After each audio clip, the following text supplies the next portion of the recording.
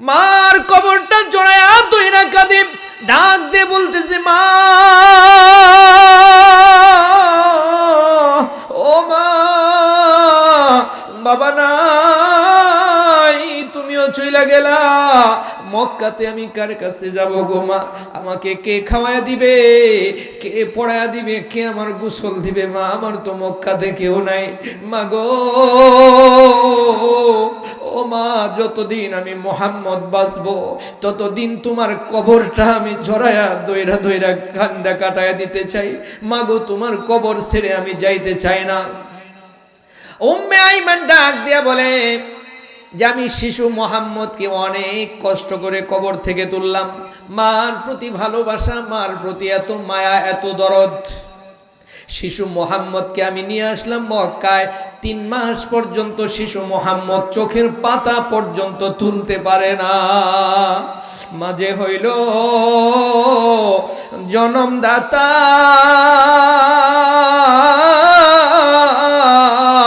কেউ দিও না মনে ব্যথারে,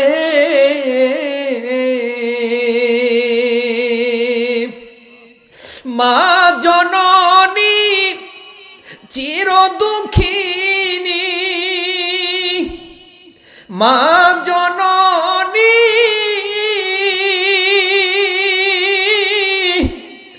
মা জননী চির দুঃখিনী, এমন দরদি আমি কই গেলে পাই, আমার মার মতন দরদিকে হোনাই।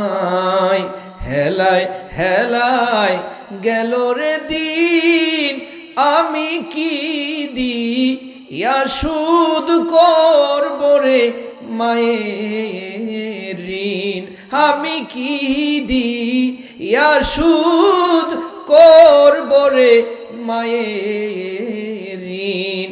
10টা মাস 10 দিন পর্যন্ত যেই মা গর্ভে ধারণ করে খাওয়া দাওয়া না করে, ঘুম না পারে, যেই মা অসুস্থ হয়ে নামাজ রোজা পর্যন্ত করতে তার কষ্ট হয়, আর এই সন্তানটাকে জীবন বাজি রেখে যখন দুনিয়ায় ভূমিষ্ঠ করে।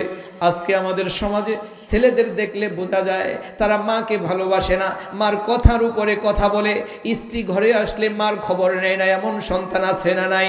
অথচ আল্লাহ রব্বুল আলামিন নামাজ যেমন ফরজ করেছেন, রোজা যেমন ফরজ করেছেন, হজ যেমন ফরজ করেছেন, যাকাত যেমন ফরজ করেছেন, ঠিক তেমনি পিতামাতার খেদমত করাটাও ফরজ করেছেন। কথা বলেন ঠিক না বেঠিক? আজকে সমাজের মধ্যে তাকালে দেখা যায় বিয়ে করার পরে তার সন্তানগুলোকে নিয়ে, স্ত্রীকে নিয়ে আরাম এসে থাকে, মার খবর নেয় না, বাবার খবর নেয় না, এমন সন্তান আছে না নাই? মার কথা ভালো লাগে না, বাবার কথা ভালো লাগে না, বাবার চেহারা দেখলে কামলার মতো মনে হয়, কিন্তু সে অফিসার, এখন আর তার বাবার সাথে যায় না। মার চেহারার চামড়াটা গুছ হয়ে গেছে, কথা একেবারে ঝিমায় গেছে, চুলগুলো পেকে গেছে, মার চেহারা এখন আর ভালো লাগে না, মার কথা আর ভালো লাগে না, এমন যুবক আছে না নাই? দুনিয়ার মধ্যে কোনো যুবক যদি মাকে অসন্তুষ্ট করে, আমার রসুল বলে আল্লাহ তার প্রতি অসন্তুষ্ট, আমি রসুলও তার প্রতি অসন্তুষ্ট। আর যে ব্যক্তি মাকে খুশি করতে পারবে, বাবাকে খুশি করতে পারবে, আমি রসুল এবং আল্লাহ তার প্রতি সন্তুষ্ট। শুধু তাই নয়, শুধু তাই নয়, মাকে খুশি করলে আল্লাহ তাকে জান্নাতের মালিক বানায়া দিবে। রাসূলুল্লাহ সাল্লাল্লাহু আলাইহি ওয়াসাল্লামকে নিয়ে আসা হলো। উম্মে আইমান ডাক দিয়ে বলে, 3 মাস পর্যন্ত রসুল চোখের পাতা পর্যন্ত খুলতে পারে না। আল্লাহ বলে, আলাম ইয়াজিদিকা ইয়াতীমান ফাআওয়া, হে রসুল আপনি এতিম ছিলেন, আমি আপনাকে আশ্রয় দিয়েছি, আপনার মাও নাই, বাবা তাকে তো আগে দেখেনি নাই, বাবাও নাই, মাও নাই, আপনাকে কে লালন পালন করবে? এতিম সন্তানগুলোকে মানুষ দূর দূর করে দাঁড়ায় দেয়, কিন্তু আপনাকে তা করে নাই। আমি আব্দুল মুত্তালিবের অন্তরে আমি আল্লাহ এমন ভালোবাসা বৃদ্ধি করে দিয়েছিলাম, তার 10টা সন্তান যে ছিল তার চাইতে 100 গুণ বেশি ভালোবাসা আপনাকে দিত। একটু চিৎকার দিয়া বলা যাবে না সুবহানাল্লাহ? মুহাম্মদুর রাসূলুল্লাহ সাল্লাল্লাহু আলাইহি ওয়াসাল্লামের কাছে জিবরাইলের মাধ্যমে আল্লাহ তাআলা ওহী নাজিল করতেন। জিবরাইলের মাধ্যমে ওহী নাজিল করতেন না? ওহী নাজিলের বিভিন্ন স্তর ছিল।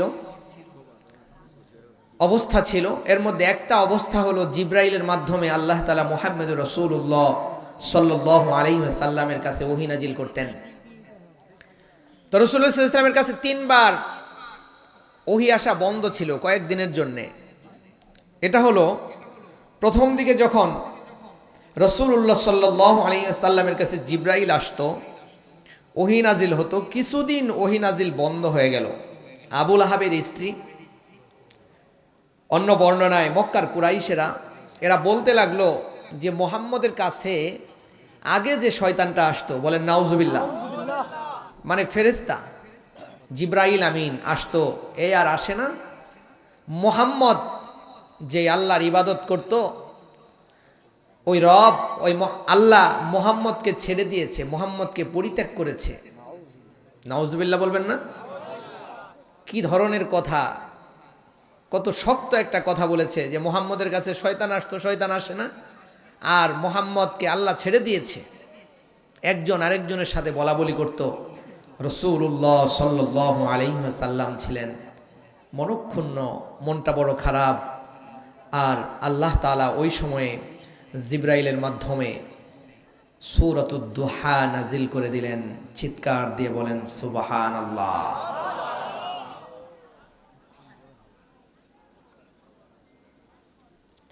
আল্লাহ তাআলা মুহাম্মদুর রাসূলুল্লাহ সাল্লাল্লাহু আলাইহি ওয়াসাল্লামের কাছে সূরা দুহা নাজিল করলেন। ওয়াদ-দুহা, শপথ। আল্লাহ তাআলা বিভিন্ন জিনিসের নামে শপথ করেছেন, আর মানুষেরা বিভিন্ন জিনিসের নামে শপথ করতে পারবে না, এটা নিষেধ। মানুষেরা শপথ করতে পারবে আল্লাহর নামে। কার নামে? আল্লাহর নামে কসম করতে পারবে, শপথ করতে পারবে, কিন্তু আল্লাহ তাআলা বিভিন্ন জিনিসের নামে শপথ করতে পারেন। আমরা বাবার শপথ, মায়ের কসম, বাবার কসম, স্ত্রীর কসম, সন্তানের মাথায় হাত দিয়ে কসম করে কি করে না? এগুলি নিষেধ, এগুলি হারাম। এজন্য আল্লাহ রব্বুল আলামিন এই প্রেক্ষাপটের আলোকে রাসূলুল্লাহ সাল্লাল্লাহু আলাইহি ওয়াসাল্লামের কাছে এই সূরাটি নাজিল করলেন। প্রথম আয়াতে নাজিল করলেন ওয়াদ-দুহা, শপথ সকালের উজ্জ্বল আলোর। সকালের উজ্জ্বল আলোটা কখন হয়? যখন কুয়াশা কেটে যায়, মোটামুটি সূর্য 1-1.5 ঘন্টা চলে যায়, আলো একেবারে ক্লিয়ার হয়ে যায়, পরিচ্ছন্নতা লাভ করে পৃথিবী, ওই সময়টাকে দোহা বলা হয়। চিল্লায় বলেন সুবহানাল্লাহ। আমাদের দোহা, আমাদের কাছে সকাল এখন 12টার দিকে হয়। কয়টার দিকে হয়? 12টার দিকে, কারণ রাতে মোবাইল চালানো আছে। 1টা-2টা পর্যন্ত তো মোবাইল চালাতে হয়, হয় না? যুবক ভাইয়েরা তো 2টা-3টা পর্যন্ত মোবাইল চালায়, এদের সকাল হয় 11টা-12টার দিকে। কিন্তু মেডিকেল সায়েন্স প্রমাণ করেছে যে কোনো মানুষ যদি সকাল সকাল ঘুমিয়ে না যায়, 8টা-9টার দিকে যদি ঘুমিয়ে না যায়, এবং সকালে ফজরের আগে যদি ঘুম থেকে না উঠে, তার শারীরিক সক্ষমতা আস্তে আস্তে কমে যায়, বার্ধক্যে পরিণত হয়ে যায়, তার রিজিকে বারাকা কমে যায়। শুধু তাই নয়, সাহাবায়ে আজমাইনগুলো রাত্রির প্রথম অংশে ঘুমিয়ে যাইতেন, এশার নামাজের পরে দেরি করতেন না, ঘুমিয়ে যাইতেন, আর শেষ রাতে উঠে তাহাজ্জুদের নামাজ পড়তেন, ফজরের নামাজ পড়ে কাজে বের হইতেন। চিল্লায় বলেন সুবহানাল্লাহ। এখন এটা ফলো করে শুধুমাত্র আমাদের সমাজের দ্বারা দরিদ্র শ্রেণীর মানুষ, যারা কাজের লোক, যারা কাজ করে, এরা ছাড়া ভদ্রলোক, এ দেশের ভদ্র সমাজ, এদের ঘুম ভাঙে এখন 10টা-11টার দিকে। কথা বলেন ঠিক না বে ঠিক? এই জন্যে যারা ক্ষেত খামারে কাজ করে, এদের আগে যারা বসে বসে শহর এলাকায় থাকে, খায়, কাজ করে না, এরাই তাড়াতাড়ি স্ট্রোক করে, হার্টের সমস্যা হয়, ওপেন হার্ট সার্জারি করতে হয়, বিভিন্ন রোগে তারা আক্রান্ত, ডায়াবেটিস হয়। কিন্তু দেখবেন আমার ভাই যেগুলি গরিব, যেগুলি সকালবেলা ঘুম থেকে উঠে পরিশ্রম করতেছে, এদের কোনো ডায়াবেটিস নাই, এদের কোনো ঘুমের সমস্যা নাই। কেন? সকালের একটা বারাকা আছে। আল্লাহ তাআলা এখানে দোহার কসম করেছেন, যখন আলো একেবারে প্রস্ফুটিত হয়ে পুরা পৃথিবীটার আলোয় আলোকিত হয়ে যায়, এর কসম। আল্লাহ বলেন ওয়াদ-দুহা, সকালের উজ্জ্বল আলোর কসম, ওয়াল-লাইলি ইযা সাজা, এবং শপথ লাইলুন, রাত, ইদা সাজা, যখন তা নিঝুম হয়ে যায়, গভীর হয়ে যায়। রাত নিঝুম হওয়ার কথা হলো 9টা থেকে 10টার মধ্যে নিঝুম হয়ে যায়, আর আমাদের এখন নিঝুম হলো 2টার পরে। কয়টার পরে? দেখবেন যে দোকান পাটে, আপনাদের এখানে দোকান আছে, দোকানে টিভি আছে, সিনেমা টিনেমা চলে, চা ঠা চলে, এমন মক্কেল আছে যে একটা চা খেয়ে পুরা সিনেমা কমপ্লিট, আছে না নাই? আমাদের ওখানে আছে, একটা চা খাবো পুরা সিনেমা মাগার কমপ্লিট করে দেব। আর ওই দোকানের টিভি যতক্ষণ পর্যন্ত বন্ধ না হবে ততক্ষণ পর্যন্ত তার রাত নিঝুম হইতো না, তার রাতও হইতো না। যদি দোকান 10টার সময় বন্ধ করে দেয় সে 10টার সময় বিছানায়, আর যদি দোকান 1টার সময় বন্ধ করে সে 1টার সময় বিছানায়। ভুল বললাম? আপনাদের এদিকে আছে তো? প্রিয় ভাইয়ের আমার, এই জন্য আমাদের রাত হতে হবে এশার নামাজের পরেই। এশার নামাজ পড়েই, এশার আগে খাওয়া দাওয়া করবো, এশার পরে আমরা ঘুমিয়ে যাব, শেষ রাতে উঠবো, ফজরের নামাজ পড়বো। কে কে পারবেন ইনশাল্লাহ? 2 হাত তোলেন। লিল্লাহিত তাকবীর। আল্লাহ আমাদের কবুল করুন, বলি আমিন। আল্লাহ বলেন অদ্দুহা, সকালের উজ্জ্বল আলোর কসম, ওয়াল্লাইলি ইদা সাজা, এবং রাত্রির কসম যখন তা নিঝুম হয়ে যায়। 2টা জিনিসের কসম, 2টা সময়ের কসম করে আল্লাহ রব্বুল আলামিন পরের আয়াতটা বলতেছেন, মা ওয়াদ্দাআকা রব্বুকা ওয়া মা ক্বালা। আর তোমার প্রতিপালক কখনো তোমাকে পরিত্যাগ করেন নাই এবং তোমার প্রতি বিরূপ হন নাই, রাগও করেন নাই, পরিত্যাগও করেন নাই। 2টা জিনিসের কসম খেয়ে আল্লাহ তাআলা রাসূলুল্লাহ সাল্লাল্লাহু আলাইহি ওয়াসাল্লাম ওই মুশরিকদের, আবু লাহাবের স্ত্রীর এবং মুশরিকদের কথার জবাব দিচ্ছেন যে আল্লাহ মুহাম্মদকে পরিত্যাগও করেন নাই, বিরূপও হন নাই। চিল্লায় বলেন সুবহানাল্লাহ। সকালবেলারা সূর্য উঠলে, আলো পরিপূর্ণ হয়ে গেলে, পৃথিবী আলোয় আলোকিত হয়ে গেলে এই কথা ভাবার কোনো কারণ নাই যে এই আলোর শেষে আর রাত কোনোদিন আসবে না। ভাবার কারণ আছে, কারণ এই আলোর শেষে, দিনের শেষে রাত আসবে। আবার রাত্রি অন্ধকার যখন হয়ে যায় তখন যদি কেউ মনে মনে ভাবে যে রাত তো হয়ে গেছে, আর কোনো দিন আসবে না, এই কথাটা কি সঠিক? এই কথাটা সঠিক। রাতের শেষে দিন যেমন আসে, দিনের শেষে তেমনই রাত আসে, একটু সময়ের প্রয়োজন হয়।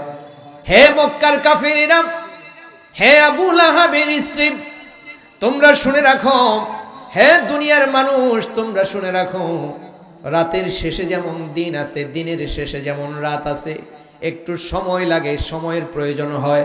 আমি আল্লাহ জিব্রাইলের মাধ্যমে অল্প সময় ওহী বিরতি দিয়েছি, এরপরে আমি আল্লাহ আবার রসুলের কাছে ওহী নাজিল করব। তার মানে এই ভাবার কারণ নাই যে আল্লাহ মুহাম্মদকে ছেড়ে দিয়েছে আর জিব্রাইল আমিন ও মুহাম্মদুর রাসূলুল্লাহ সাল্লাল্লাহু আলাইহি ওয়াসাল্লামের কাছে আসবে না। বলেন সুবহানাল্লাহ।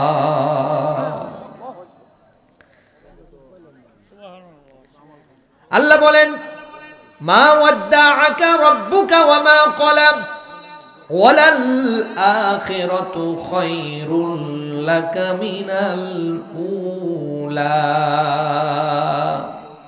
হে রাসূল, আপনার পরবর্তী সময় পূর্ববর্তী সময়ের চাইতে উত্তম। চিল্লায় বলেন সুবহানাল্লাহ। আপনার আগে যে সময়টা গেছে এবং এখন যে সময়টা যাচ্ছে, এর চাইতে আপনার সামনের যে সময় আসতেছে এটা অনেক উত্তম সময়। চিল্লায় বলেন সুবহানাল্লাহ। মুফাসসিরিনে কেরামগণ বলেন, এই জন্যই রসুল আরবি সাল্লাল্লাহু আলাইহি ওয়াসাল্লাম মৃত্যুর সময় যখন গনিয়ে আসলো, জিব্রাইল এবং আজরাইল আলাইহিস সালাতু ওয়াস সালাম যখন অনুমতি নিয়ে রসুলের ঘরে আসলো, তখন জিব্রাইল আমিন আজরাইল বলেছিল, হে আল্লাহর রসুল, আপনাকে দুনিয়াতে থাকার অবকাশ আল্লাহ তাআলা দিয়েছেন, আপনি চাইলে কিয়ামত পর্যন্ত থাকতে পারবেন, কিন্তু আল্লাহ তাআলা আপনার জন্য ওয়েট করতেছে।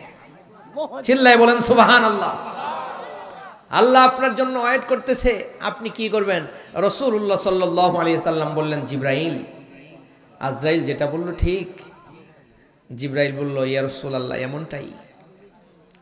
রাসূলুল্লাহ সাল্লাল্লাহু আলাইহি ওয়াসাল্লাম বললেন, আজরাইল, দেরি করার দরকার নাই, তুমি আমার জানটা নিয়ে নাও, কারণ আমি রফিকে আলা, আমার সবচাইতে প্রিয় আল্লাহ তাআলার সান্নিধ্যে চলে যেতে চাই।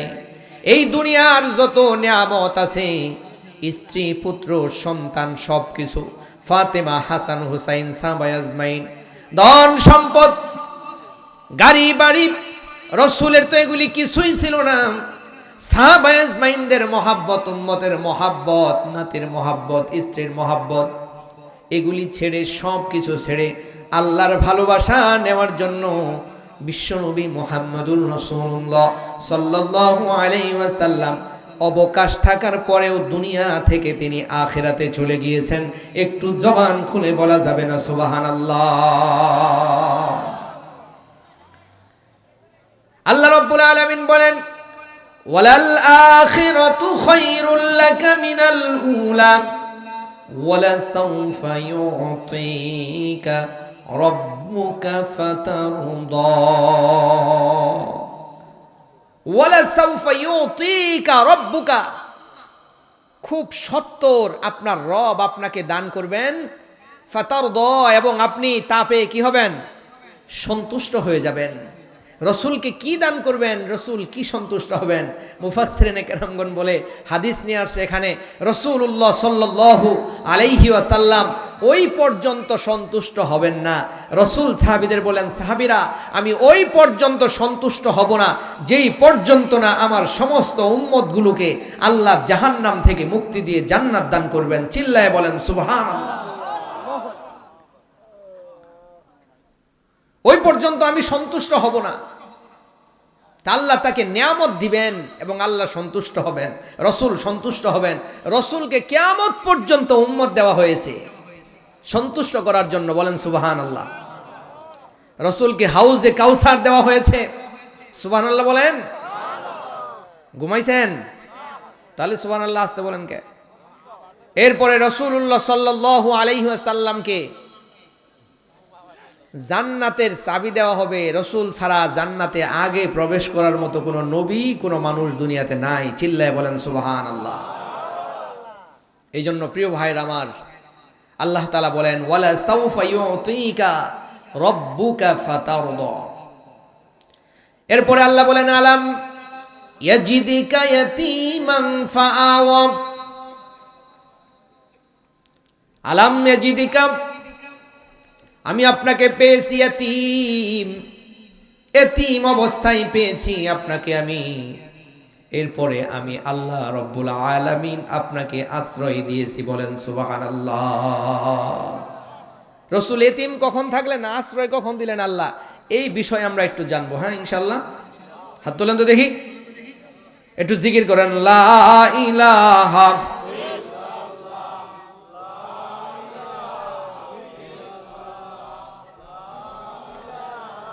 ইল্লাল্লাহ, লা ইলাহা, লা ইলাহা, লা ইলাহা ইল্লাল্লাহ মুহাম্মাদুর রাসূলুল্লাহ।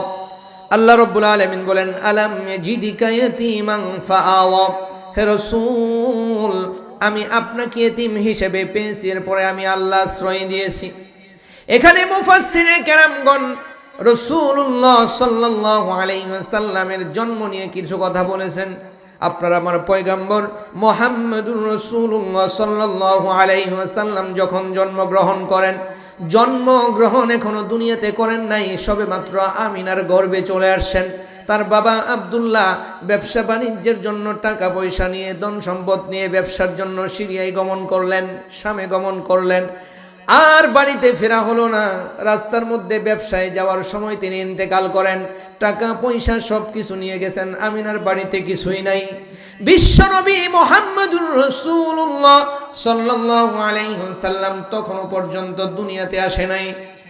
আমাদের দুনিয়াতে যেমন দেখা যায়, যদি কোনো মানুষ শুনে তার নাতি হবে তাহলে সে খুশি হয়ে যায়, দাদা খুশি হয়, দাদি খুশি হয়ে যায়, আমার নাতি হবে।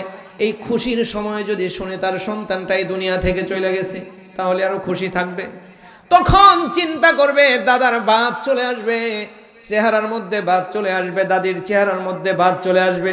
আরে আমার সন্তান যদি থাকতো, আমার এই নাতি সন্তানটাকে দেখাশোনা করত, খরচ দিত, চিকিৎসার খরচ, পড়াশোনার খরচ বেয়ার করত, কিন্তু সন্তান নাই।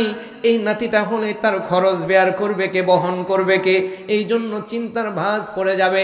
এই জন্য চিন্তা ভাবনা করে তারা তাকে বাপের বাড়িতে পাঠায় দিবে। কথা বলেন ঠিক না বে ঠিক? কিন্তু মুহাম্মদুর রাসূলুল্লাহ সাল্লাল্লাহু আলাইহি ওয়াসাল্লামের দাদা আব্দুল মুত্তালিব তিনি চিন্তা করলেন, না না, আমার সন্তানটা দুনিয়া থেকে চলে গেছে, আমি আমার ছেলের বউকে তার বাপের বাড়িতে দিতে পারি না, আমি তাকে যত্ন করব। ঐতিহাসিকগণ লেখেন, আব্দুল্লাহ জীবিত থাকতে আমিনাকে যতটুকু ভালোবাসতো তার চাইতে শতগুণ ভালোবাসা আব্দুল মুত্তালিব আরো বাড়ায়া দিল। বলেন সুবহানাল্লাহ। আল্লাহ ডাক দেয়া বলে, আলাম ইয়াজিদিকা ইয়াতীমান ফাআওয়া, হে রাসূল আমি আপনাকে এতিম হিসেবে পেয়েছি, আশ্রয় দান করেছি। ওই সময় যদি আব্দুল মুত্তালিবের অন্তরে আমি আল্লাহ আপনার মহাব্বত, আপনার ভালোবাসা না দিতাম, তাহলে আপনাকে আমিনাকে আপনার নানার বাড়িতে পাঠায় দিয়েত। কিন্তু আমি আপনার দাদার অন্তরে এত বেশি ভালোবাসা বৃদ্ধি করে দিয়েছি, আপনার দাদা আপনাকে এত ভালোবাসে দেখেই নাই। আপনি মার পেটে এরপরেও এত ভালোবাসে যে সে আপনি নানির বাড়িতে জন্মগ্রহণ করবেন সেটা সে চায় না। তার মানে সমস্ত ক্ষমতা ভালোবাসা দিয়ে আপনার মাকে আপনাকে ভালোবেসেছে। একটু জবান ছেড়ে দিয়ে বলা যাবে না সুবহানাল্লাহ?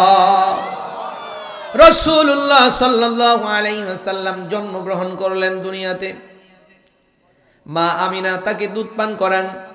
কিন্তু আরবের নিয়ম হলো, বনি সাকিফ গোত্রের লোকেরা শুদ্ধ ভাষায় আরবি বলে, সাদ গোত্রের লোকেরা শুদ্ধ ভাষায় আরবি বলে, এবং তারা মক্কা থেকে সন্তানগুলোকে নিয়ে যাইতো, টাকা পয়সার বিনিময়ে তারা দুধ পান করাইতো। এই জন্য সাকিফ গোত্র থেকে, সাদ গোত্র থেকে মহিলারা উট নিয়ে, গাধা নিয়ে মক্কার ধনাঢ্য সন্তানগুলোকে নেওয়ার জন্য আসতো, অর্থের বিনিময়ে দুধ পান করাবে। ঐতিহাসিকগণ লেখে, অনেক মহিলা গাধা নিয়ে, উট নিয়ে মক্কায় চলে আসছে সন্তান নেওয়ার জন্য। এরা আগেই চলে আসছে, সাথে আসছে হালিমাতুস সাদিয়া, একসাথেই রওনা হয়েছে। হালিমাতুস সাদিয়ার যেই গাধাটা, এটা হলো একেবারে দুর্বল, জীর্ণ শীর্ণ। রাসূলুল্লাহ সাল্লাল্লাহু আলাইহি ওয়াসাল্লামকে নেওয়ার জন্য মক্কায় আসছে। এইদিকে মহিলারা এসে মক্কার ধনাঢ্য সন্তানগুলোকে, ধনীদের আদরের দুলালিগুলোকে নিয়ে চলে গেছে। ঐতিহাসিকগণ লেখে, মুহাম্মদুর রাসূলুল্লাহ সাল্লাল্লাহু আলাইহি ওয়াসাল্লামকেও তাদের সামনে উপস্থাপন করা হয়েছিল, কিন্তু কোনো মহিলা মুহাম্মদকে নেওয়ার জন্য রাজি হয় নাই।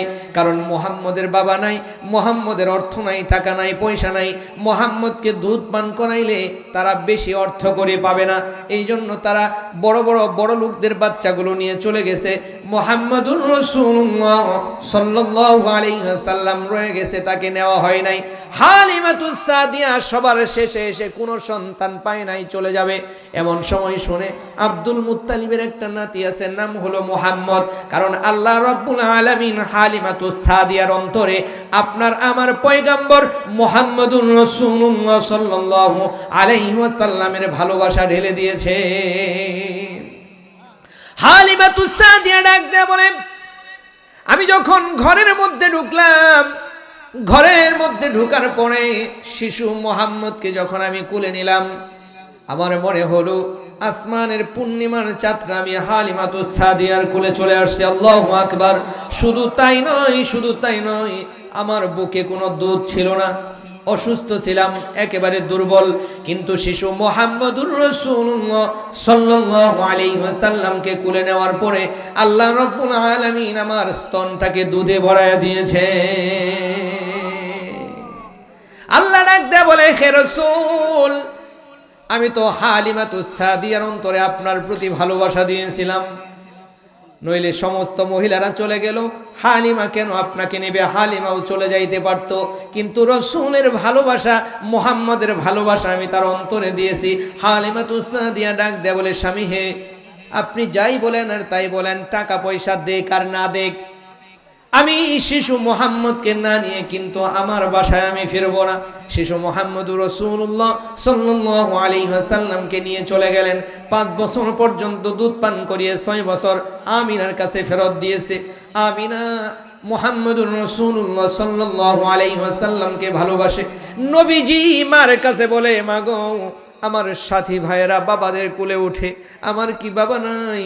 আমাকে কি কোনোদিন আমার বাবা কোলে নেবে না? মাগো, আমার বাবাকে দেখতে ইচ্ছা করে। আমিনার অন্তরটা ভেঙে চুরে শেষ হয়ে যায়। আমিনা আব্দুল মুত্তালিবের কাছে যায়, বলে, বাবা, আপনি অনুমতি দিলে আমি শিশু মুহাম্মদকে নিয়ে তার বাবার কবরটা একটু জিয়ারত করতে যাইতে চাই। আব্দুল মুত্তালিব আমিনাকে অনুমতি দিলেন, উম্মে আইমানকে সাথে দিলেন। তারা চলে গেল মক্কা মদিনার মাঝামাঝি আবওয়া নামক জায়গা, তার বাবার কবর। ওই জায়গাতে কবর জিয়ারত শেষে মক্কায় যখন আমিনা চলে আসবে, আমিনার বুকে ব্যথা, ডাক দিয়ে বলে, বাবা রে, ও বাবা আমার মনে হয় তোমার সাথে আমি আর মক্কায় যাইতে পারবো না। আমার মনে হয় আমার দুনিয়া ছাড়ার সময় হয়ে গেছে। কুল্লু হাইয়িম মাইতিন, বাবা রে, তুমি চলে যাও মক্কায়, আমি মনে হয় যাইতে পারবো না। আদর ভালোবাসা দিতে দিতে দিতে দিতে আমিনা দুনিয়ার মায়া ছেড়ে অন্ধকার কবরে চলে যায়। শিশু মুহাম্মদুর রাসূলুল্লাহ সাল্লাল্লাহু আলাইহি ওয়াসাল্লাম এতিম হয়ে যায়। উম্মে আইমান ডাক দিয়ে বলে, তার মাকে দাফন কাফন করা হলো, আমার উটটাও আমি সাজালাম, শিশু মুহাম্মদকে উটের পিঠে নিয়ে চলে আসব। কিন্তু পিছনের দিকে তাকায় দেখি শিশু মুহাম্মদ আর পিছনে দাঁড়ানো নাই। আমি খুঁজলাম কোথায় গেল, যায় দেখি অনেক দূরে তার মার কবরটা জড়ায়া দইরা দইরা শিশু মুহাম্মদ কাঁদে। মার কবরটা জড়ায়া দইরা কাঁদে, ডাক দে বলতেছে, মা, ও মা, বাবা নাই, তুমিও চইলা গেলা মক্কাতে, আমি কার কাছে যাব গো মা? আমাকে কে খাওয়ায়া দিবে, কে পড়ায়া দিবে, কে আমার গোসল দিবে? মা, আমার তো মক্কাতে কেউ নাই। মা গো, ও মা, যতদিন আমি মুহাম্মদ বাঁচবো ততদিন তোমার কবরটা আমি জড়ায়া দইরা দইরা কান্দা কাটায়া দিতে চাই। মা গো, তোমার কবর ছেড়ে আমি যাইতে চাই না। উম্মে আইমান ডাক দিয়া বলে যে, আমি শিশু মুহাম্মদকে অনেক কষ্ট করে কবর থেকে তুললাম। মার প্রতি ভালোবাসা, মার প্রতি এত মায়া, এত দরদ। শিশু মুহাম্মদকে আমি নিয়ে আসলাম মক্কায়। 3 মাস পর্যন্ত শিশু মুহাম্মদ চোখের পাতা পর্যন্ত তুলতে পারে না। মাঝে হইল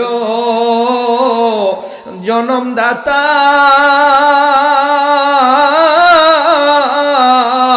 কেউ দিও না মনে ব্যথারে,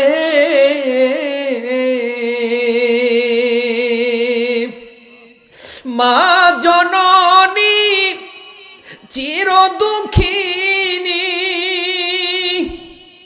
মা জননী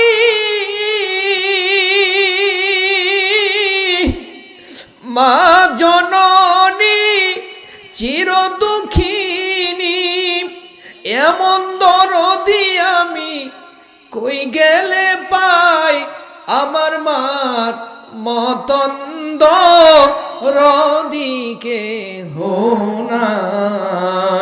হেলায় হেলায় গেল রে দিন, আমি কি দিয়া সুদ করব রে মায়ের ঋণ, আমি কি দিয়া সুদ করব রে মায়ের ঋণ। 10টা মাস 10 দিন পর্যন্ত যেই মা গর্ভে ধারণ করে খাওয়া দাওয়া না করে, ঘুম না পারে, যেই মা অসুস্থ হয়ে নামাজ রোজা পর্যন্ত করতে তার কষ্ট হয়, আর এই সন্তানটাকে জীবন বাজি রেখে যখন দুনিয়ায় ভূমিষ্ঠ করে। আজকে আমাদের সমাজে ছেলেদের দেখলে বোঝা যায় তারা মাকে ভালোবাসে না, মার কথার উপরে কথা বলে, স্ত্রী ঘরে আসলে মার খবর নেয় না, এমন সন্তান আছে না নাই?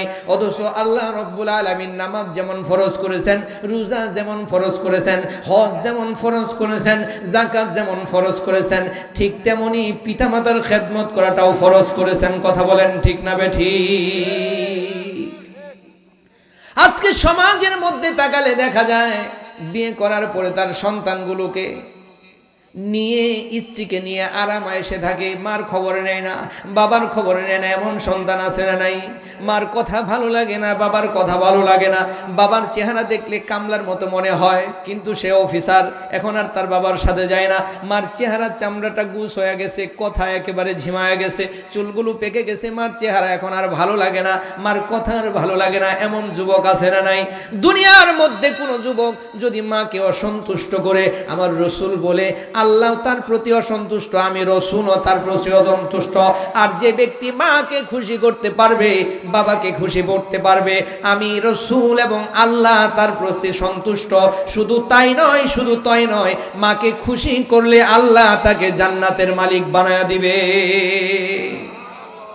রাসূলুল্লাহ সাল্লাল্লাহু আলাইহি ওয়াসাল্লামকে নিয়ে আসা হলো। উম্মে আইমান ডাক দিয়ে বলে, 3 মাস পর্যন্ত রসুল চোখের পাতা পর্যন্ত খুলতে পারে না।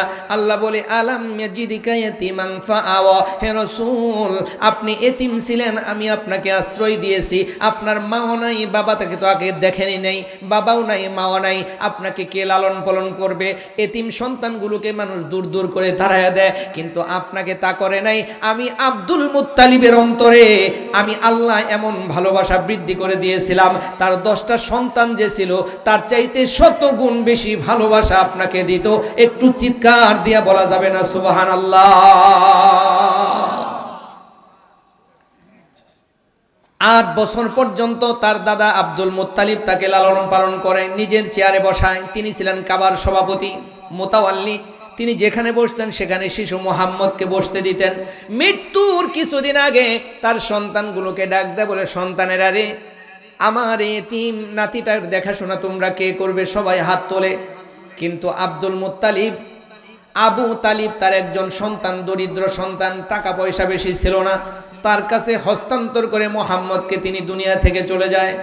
বড়লোক সন্তানেরা থাকতে কেন তিনি দরিদ্র সন্তানের কাছে দিলেন?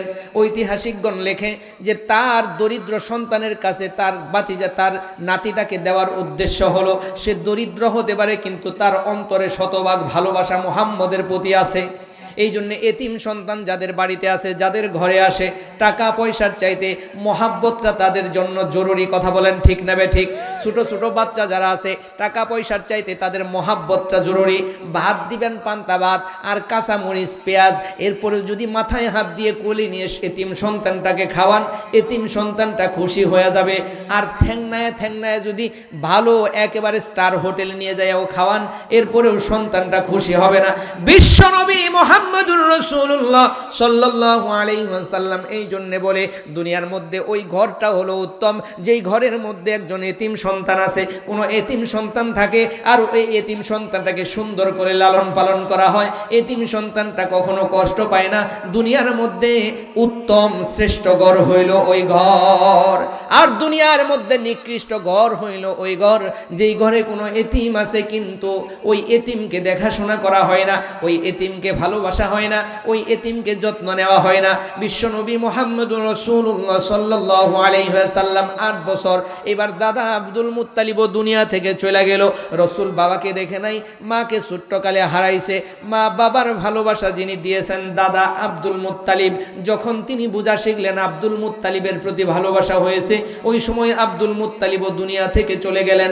রসুল মনক্ষুণ্ণ হয়ে গেলেন, মুহাম্মদুর রাসূলুল্লাহ চিন্তায় পড়ে গেলেন। আমার আল্লাহ ডাক দিয়ে বলে, হে রসুল, আলাম ইয়াজিদিকা ইয়াতীমান ফাআওয়া, আমি কি আপনাকে এতিম হিসেবে পাই না? এরপরে তো আশ্রয় দান করেছি।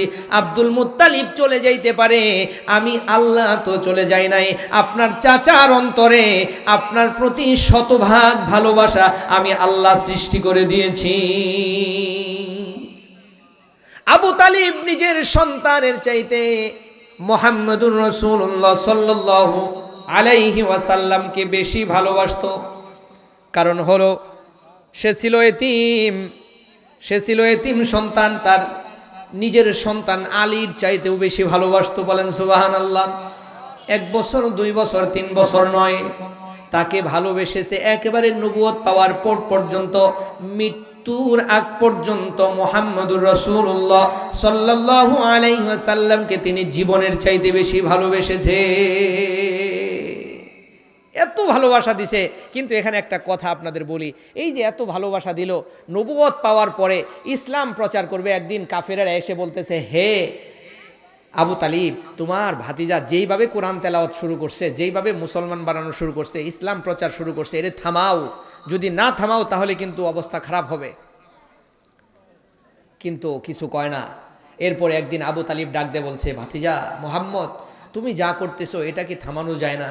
মুহাম্মদুর রাসূলুল্লাহ সাল্লাল্লাহু আলাইহি ওয়াসাল্লাম বলে, চাচা, ওই আসমানের চাঁদ যদি আমার এক হাতে রেখে দেওয়া হয় এবং সারা পৃথিবী যদি আমার অন্য হাতে দিয়ে দেওয়া হয়, তবুও আমি ওই আল্লাহর দিন প্রচার থেকে বিন্দু মাত্রও বিরত থাকবো না। এই কথাটা বলে চোখ থেকে যখন পানি বের করেছে, আবু তালিবের অন্তরটা একেবারে বিগলিত হয়েছে এবং সাথে সাথে ডাক দেয়, ভাতিজা এদিকে আসো। কাছে আসছে, কাছে নিয়ে বলতেছে, মুহাম্মদ, তোমার যা মনে চায় তুমি ওইভাবে, যেইভাবে মনে চাই ওইভাবে ইসলাম প্রচার করতে থাকো, আমি যতদিন আছি তোমাকে সাপোর্ট দিয়ে যাব। চিল্লায় বলেন সুবহানাল্লাহ।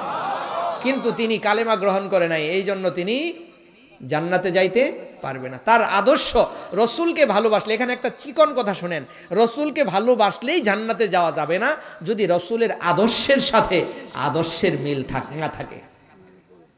একজন গরিব এতিম সাহাবী বেলাল, কালো একজন সাহাবী, রসুলের আদর্শের সাথে আদর্শ মিল করে ফেলছে, সে জান্নাতি। কথা বলেন ঠিক না বে ঠিক? আবার তার চাচা তাকে ভালোবাসা, মা বাবার ভালোবাসা দিয়ে আদর যত্ন করে লালন পালন করলেন, কিন্তু রসুলের আদর্শ, রসুলের কালেমাটা সে নিতে পারে নাই। আল্লাহ বলেন, এর সর্বনিম্ন আযাব হলো জাহান্নামে যায় আগুনের জুতা পরায় দেওয়া হবে। এই জন্য আদর্শের মিল লাগবে।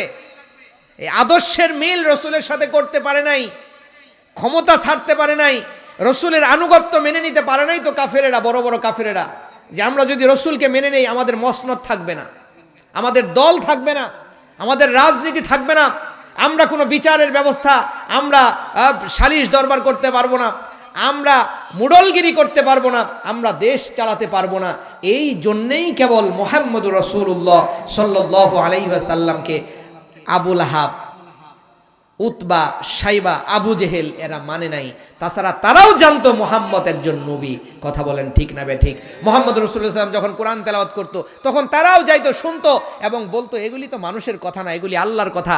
কিন্তু ক্ষমতার জন্যে আদর্শ বিসর্জন দিতে পারে নাই, চেয়ারকে বিসর্জন দিতে পারে নাই। ঠিক এমনই এই যে স্বাধীনতার 54 বছর পরেও যারা এই চেয়ারকে বিসর্জন দেওয়া হবে না। কথা বলেন ঠিক না বে ঠিক? এই চেয়ার বেশি দিন থাকে না। এই চেয়ার নমরুদের ছিল, থাকে নাই। এই চেয়ার কারুনের ছিল, থাকে নাই। হামানের ছিল, থাকে নাই। ফেরাউনের ছিল, থাকে নাই। শুধু তাদের না, আদম আলাইহিস সালাতু ওয়াস সালামের ছিল, থাকে নাই। শেষ নবী মুহাম্মদুর রাসূলুল্লাহ সাল্লাল্লাহু আলাইহি ওয়াসাল্লামের ছিল, থাকে নাই। কারোরই থাকবে না। কথা বলেন ঠিক না বে ঠিক? এই জন্যে রসুলের আদর্শের মধ্যে সফলতা, রসুলের আদর্শের মধ্যে সুদ নাই, রসুলের আদর্শের মধ্যে ঘুষ নাই, রসুলের আদর্শের মধ্যে মদ নাই, নেশা নাই, জুয়া নাই, মানুষকে ঠকানো নাই, মিথ্যা নাই, পরনিন্দা নাই, গীবত নাই, নামাজ ছাড়া নাই। রসুলের আদর্শতা এত সুন্দর, তিনি কারোর সাথে কথা বললেই মুস্কি হেসে কথা বলতেন। একটু চিৎকার দিয়ে বলা যাবে না সুবহানাল্লাহ? রসুলের চেহারা দেখলে সাহাবীরা পাগল হয়ে যাইতো। এত সুন্দর চেহারা, তার ক্ষুধা নিবারণ হয়ে যাইতো। রসুল কারোর সাথে কথা বললে হাসি মুখে কথা বলতেন, হাত দিলে হাত কখনো ছাড়তেন না যতক্ষণ পর্যন্ত ওই লোক না ছাড়তো। তিনি বাড়তি কোনো কথা বলতেন না, তিনি ওই কথাটাই বলতেন যেটা প্রয়োজন। তিনি কোনোদিন মিথ্যা বলতেন না। আমরা তো মিথ্যা বলি রসুলের উম্মত হয়ে। কথা বলেন ঠিক না বে ঠিক? চাকরি বাকরি, ব্যবসা, কাজে, সব জায়গায় আমরা মিথ্যা বলি। মিথ্যার সয়লাভ একেবারে রুট লেভেল থেকে উপর পর্যন্ত প্রত্যেকের মুখে মিথ্যা আছে না নাই? রসুলের জীবনে মিথ্যা আছে। এই জন্য রসুলের আদর্শ আমাদের মেনে নিতে হবে। এক নাম্বার, আমরা যদি রসুলের আদর্শটা মেনে নিতে পারি। রসুল কোনোদিন নেশা করছে? জাহেলিয়াতের যুগে রসুল বড় হয়েছে, কিন্তু কোনোদিন তো নেশা করে নাই। তো আমাদের মুসলমানের সন্তানের তো নেশা করে না? রসুল কোনোদিন সাহাবীদের গীবত করছে? সাহাবীরা করছে? করে নাই। তো আমরা তো একজন আরেকজনের গীবত করি কি করি না? আল গীবাতু আশাদ্দু মিন জিনা। জিনার চাইতেও মারাত্মক শক্ত হলো গীবত করা, পরনিন্দা করা, শিকায়াত করা। আমরা এগুলি করি। রসুল সুদ খাইছে? খাইছে? কিন্তু আমরা তো খাই। আল্লাহ সুদের বিপক্ষে আইন নাজিল করছে না, ইয়া আইয়ুহাল্লাযীনা আমানুত্তাকুল্লাহা ওয়া যারু মা বাকিয়া মিনার রিবা ইন কুনতুম মুমিনিন ফাইন লাম তাফআলু ফাআযানু বিহারবিন মিনাল্লাহি ওয়া রাসূলি। যে সুদের বকেয়া যেগুলি আছে হে ইমানদাররা এগুলি ছেড়ে দাও, যদি এগুলি না ছাড়ো, যদি আশা থেকে জনতা থেকে গ্রামীণ থেকে এগুলি তুলতেই থাকো, তাহলে একটা বিষয় স্পষ্ট জেনে রাখো, আল্লাহ এবং রসুলের সাথে জিহাদ করার জন্য প্রস্তুতি নেও। রসুলের সাথে আল্লাহর সাথে যুদ্ধ করার ক্ষমতা আমাদের আসেনি, দুনিয়ার কোনো মানুষের আছে? তাহলে এগুলি কি খাওয়া যাবে? এগুলি রসুলের আদর্শের মধ্যে আছে?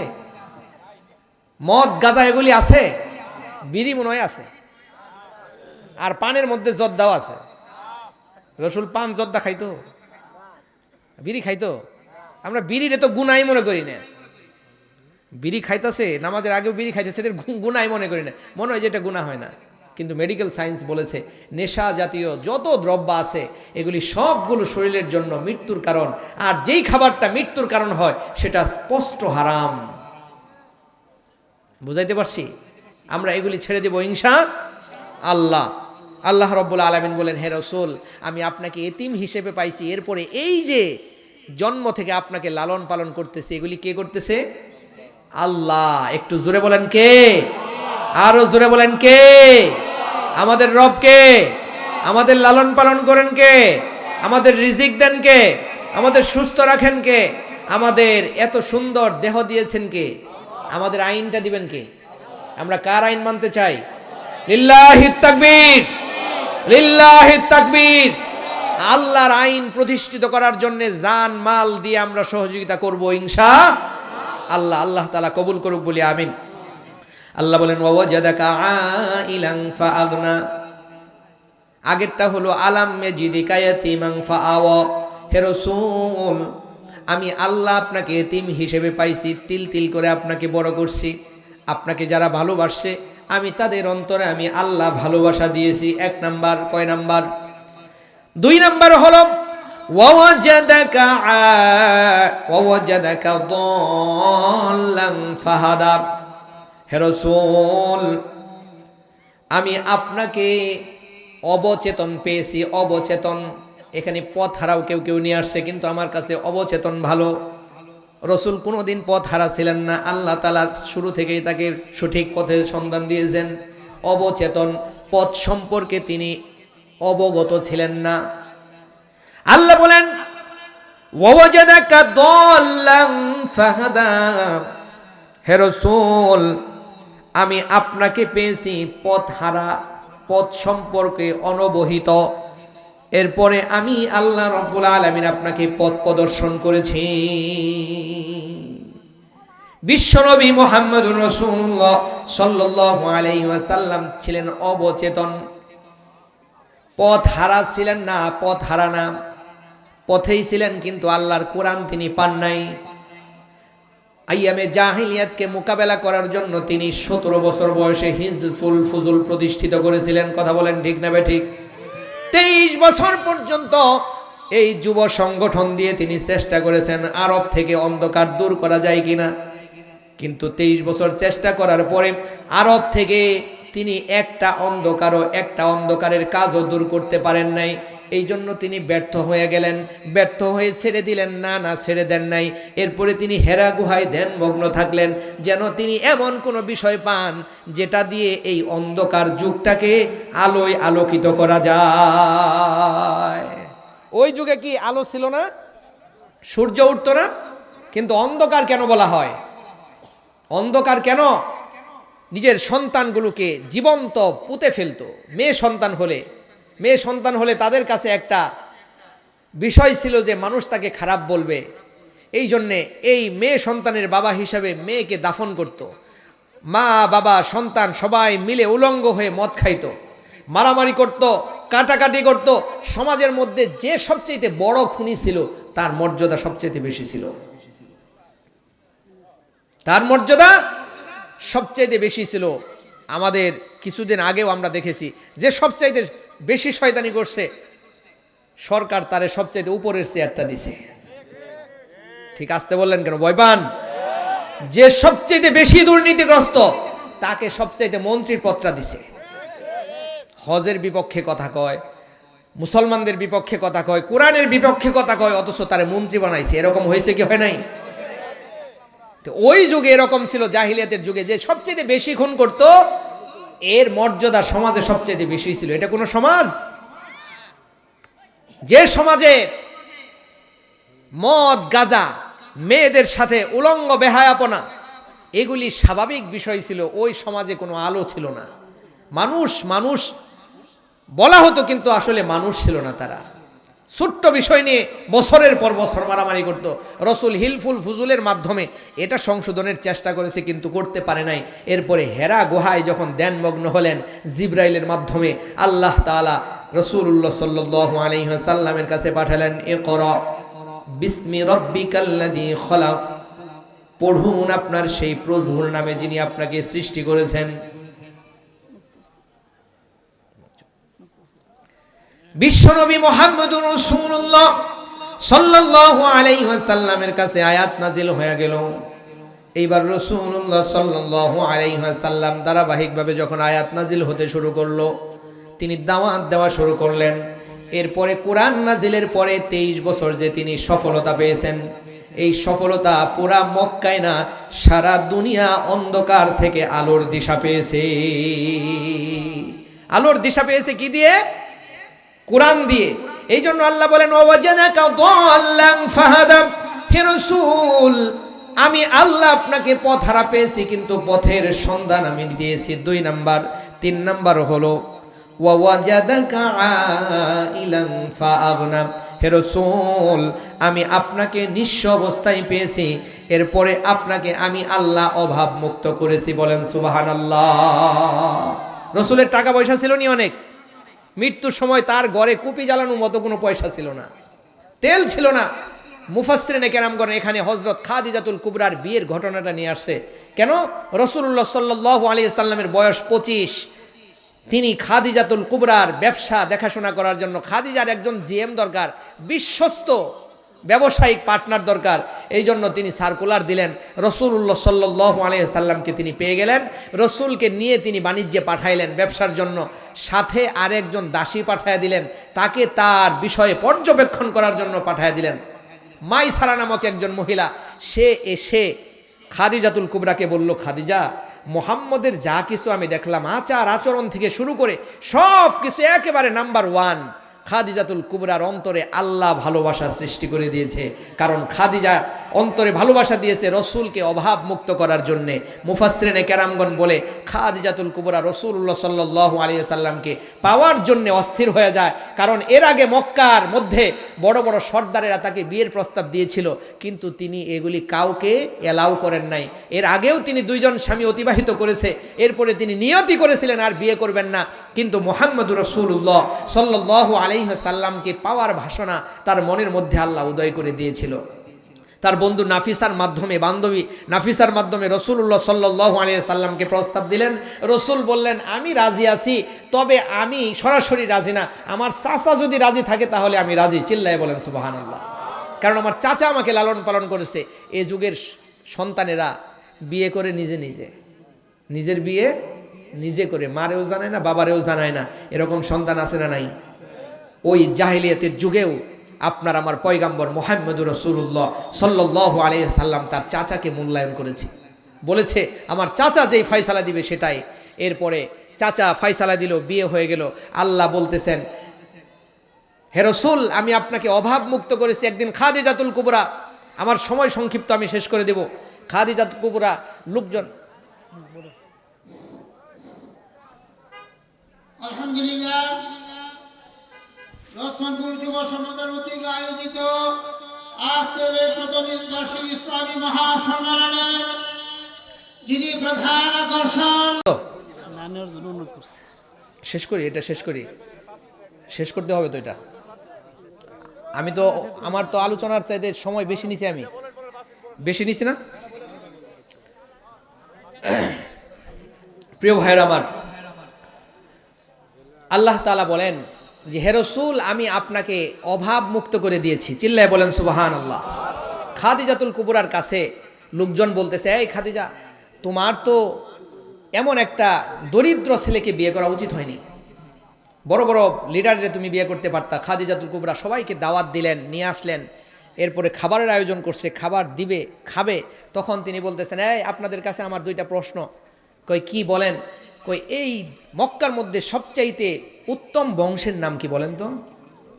কুরাইশ বংশ, এবং এর মধ্যে সবচাইতে উত্তম গোত্র হলো হাশিম। তো এই গোত্রের সন্তান মুহাম্মদ। আর আরেকটা কথা বলবেন, মক্কার মধ্যে সবচাইতে বিশ্বস্ত এবং সুদর্শন যুবককে?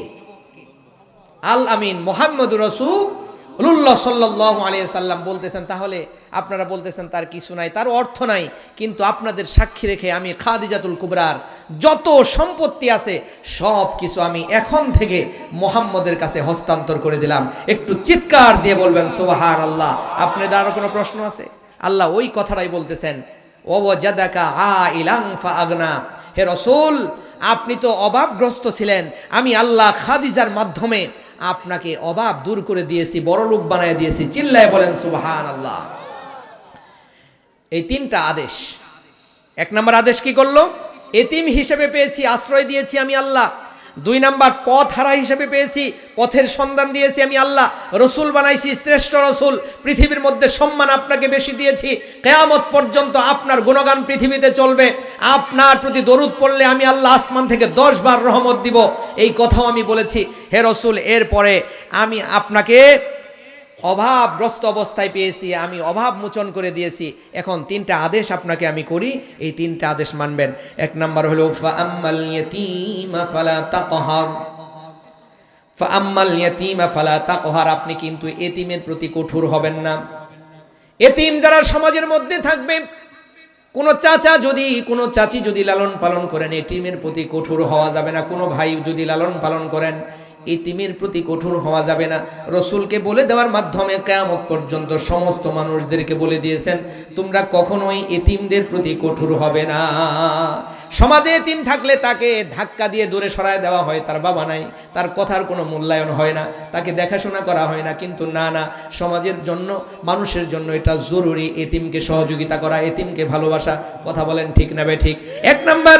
দুই নাম্বার হলো ওয়া আম্মাস সাইলা ফালা তানহার, যারা সাইলকারী আছে, যারা সাইলকারী আছে, এদেরকে ধমক দেওয়া যাবে না।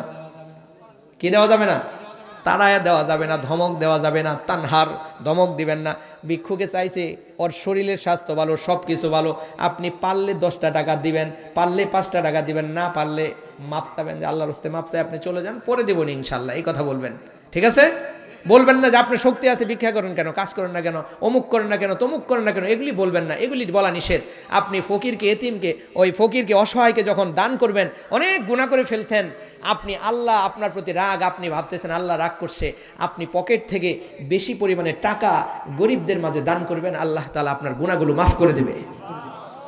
3 নাম্বার হলো ওয়া আম্মা বিনিআমাতি রাব্বিকা ফাহাদ্দিস। হে রসুল, আপনাকে যে নিয়ামত দিছি আমি আল্লাহ, এই নিয়ামত বর্ণনা করতে থাকেন। চিল্লায় বলেন সুবহানাল্লাহ। আমি আপনাকে রসুল বানাইছি, আমি আপনাকে মেরাজ দিয়েছি, শ্রেষ্ঠ রসুল বানাইছি, হাউজে কাউসার দিয়েছি, আপনাকে আমি কুরআন দিয়েছি, আপনার মূল্যায়ন আমি পৃথিবীর মধ্যে সবচেয়ে বেশি দিয়েছি। সুতরাং আপনি আমার এই মূল্যায়নের যেই কাজ সেটা করেন, নামাজ পড়েন, রোজা রাখেন, হজ করেন, জাকাত করেন, কোরআনের বিধান বাস্তবায়ন করেন, কোরআন দিয়ে সমাজ প্রতিষ্ঠা করেন, কোরআন দিয়ে বিচার প্রতিষ্ঠা করেন, কোরআন দিয়ে অর্থনৈতিক ব্যবস্থা প্রতিষ্ঠা করেন, কোরআন দিয়ে ব্যক্তিগত, সামাজিক, ব্যক্তিগত, পারিবারিক, সামাজিক, রাষ্ট্রীয় সব বিষয় আপনি কোরআন দিয়ে করবেন। কি দিয়ে করবেন? কোরআন দিয়ে করবেন। এই জন্য এই কোরআন দিয়ে সমাজ, রাষ্ট্র পরিচালনা করার জন্য রসুলের শরীর থেকে রক্ত ঝরেছে। প্রিয় ভাইরা আমার, ওই কোরআন আমরা ছাড়বো না ইনশাআল্লাহ। পারবেন তো সবাই? কোরআনের আলোচনা আমরা শুনবো ইনশাল্লাহ, কোরআন বুঝবো, কোরআন মানবো এবং কোরআন পড়বো। এই কোরআন বান্দার বিপক্ষে কিন্তু সাক্ষী দিবে কিয়ামতের ময়দানে, যারা কোরআন ছাড়বে, যারা কোরআন ধরবে না। আর রাসূলুল্লাহ সাল্লাল্লাহু আলাইহি সাল্লাম সরাসরি এই কোরআন যারা পরিত্যাগ করছে তাদের বিরুদ্ধে মামলা দিবে। কি দিবে? মামলা দিবে। ওয়াকাল আর রাসূল ইয়া রাব্বি ইন্না কওমি ইত্তাখাযু হাযাল কুরআনা মাহজুরা। যারা কোরআন দিয়ে দেশ পরিচালনা করে নাই ক্ষমতা থাকার পরেও, কোরআন দিয়ে বিচার করে নাই ক্ষমতা থাকার পরেও, কোরআন দিয়ে অর্থনৈতিক ব্যবস্থা কায়েম করে নাই, তাদের সামর্থ্য থাকার পরেও, এবং যেই সমস্ত পিতারা নিজের সন্তানকে কোরআন শিখায় নাই, এ সমাজে তাকাইলে দেখবেন সায়েন্সের কোনো সাবজেক্ট বুঝে না, 5,000 টাকা দিয়ে প্রাইভেট পড়াইতেছে, হ্যাঁ, পদার্থ বুঝে না 10,000 টাকা, রসায়ন বুঝে না 7,000 টাকা, গণিত বুঝে না, ইংলিশ ভালো রিডিং পড়তে পারে না, তর্জমা করতে পারে না, এই জন্য 5-7 হাজার টাকা করে আপনার সন্তানকে পদার্থ, রসায়ন, ইংলিশ সব বুঝাইতেছেন। কিন্তু আপনি পিতা হিসাবে আপনার সন্তানটাকে কোরআন বুঝানো আপনার ফরজ ছিল না, ছিল না? কোরআন আপনি শিখান নাই। এই জন্য কিয়ামতের ময়দানে রসুল যদি মামলা দেয়, কোরআন যখন দাঁড়ায় যাবে, তখন কিন্তু আপনি ওই কোরআনের মামলায় দণ্ডপ্রাপ্ত হয়ে যাবেন, রসুলের আসামি হয়ে যাবেন। এই জন্য প্রিয় ভাইয়ের আমার, আমরা কোরআনকে ধরবো, কোরআনকে ছাড়বো। কোরআন হাদিস যেখানে, জোরে জোরে হুজুর চলে আসছে শেষ, কোরআন হাদিস যেখানে, কোরআন নাই যেখানে। আপনাদের কাছে অনুরোধ, আপনারা সবাই নামাজ পড়বেন ইনশাআল্লাহ। হাত তুলেন তো দেখি, পড়বেন ইনশাআল্লাহ, মিথ্যা কথা বলবেন না ইনশাআল্লাহ, ভালোভাবে কাজ করবেন, ফজরের নামাজ পড়বেন, অলসতা করবেন না ইনশাআল্লাহ। আল্লাহ তাআলা এই মাহফিল, এই সমাজকে কবুল করুক বলি আমিন। আমি হুজুরের কাছে ক্ষমা চেয়ে নিচ্ছি। হযরত মাওলানা